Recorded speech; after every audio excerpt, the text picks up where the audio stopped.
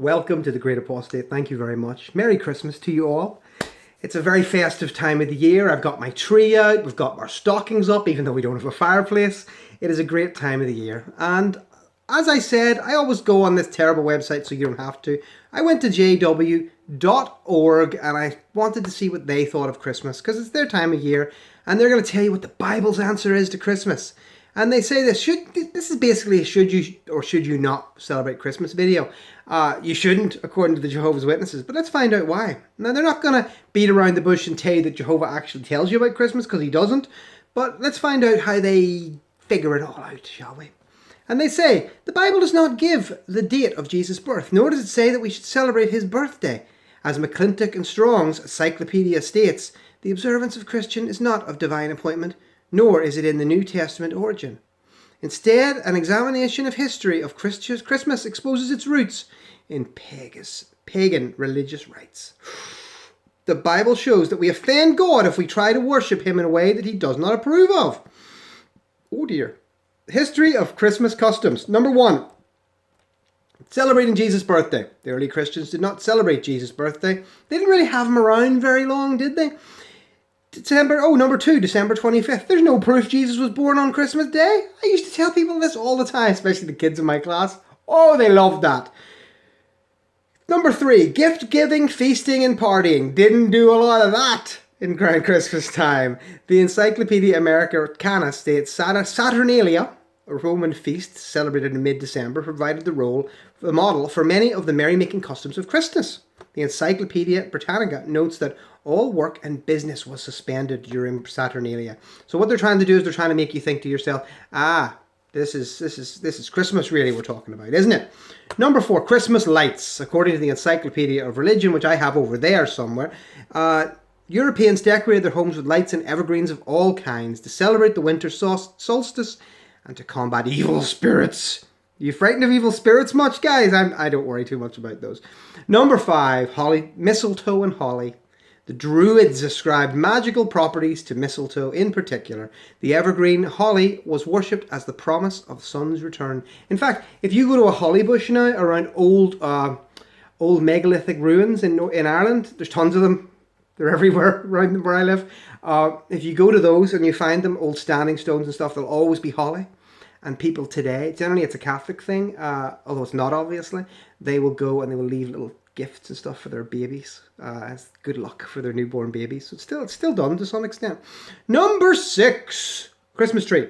Tree worship, common among the pagan Europeans, survived after their conversion to Christianity. One of the ways in which tree worship survived is in the custom of placing a Yule tree at the entrance or inside the house in the midwinter holidays. That will be a Yule tree over there. I hope you can see it. Doors open. So this is the point.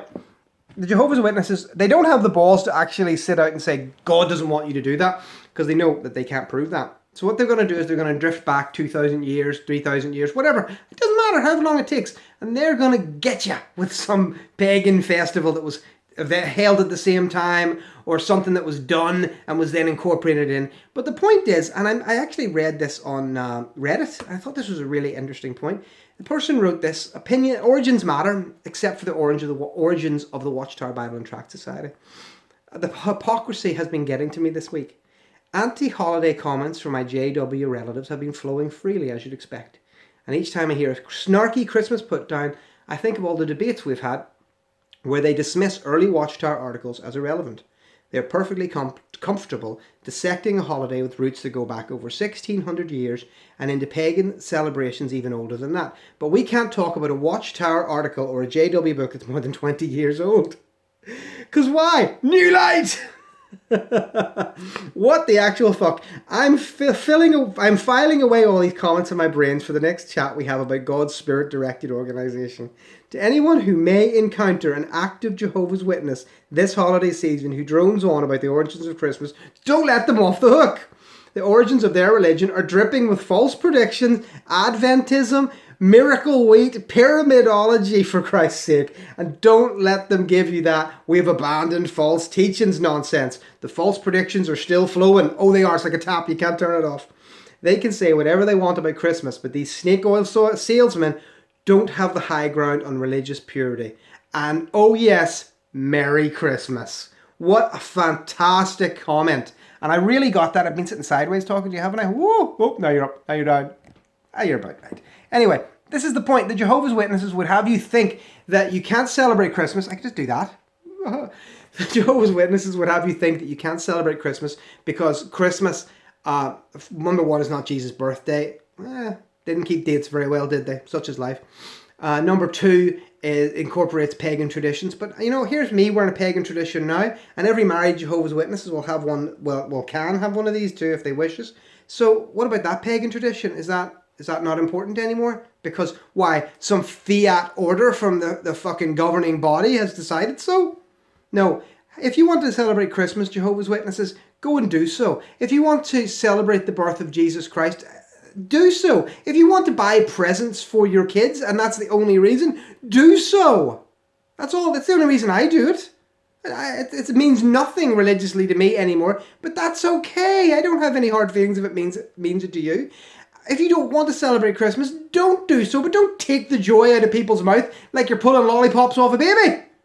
What baby eats lollipops? It's a terrible analogy. That's the point. Guys, hope you have a lovely Christmas. It's nearly time. It's the most wonderful day of the year. Remember that. Don't let the Jehovah's Witness humbuggery and Scroogeism get you down. Christmas is coming. Like and subscribe if you'd like and subscribe.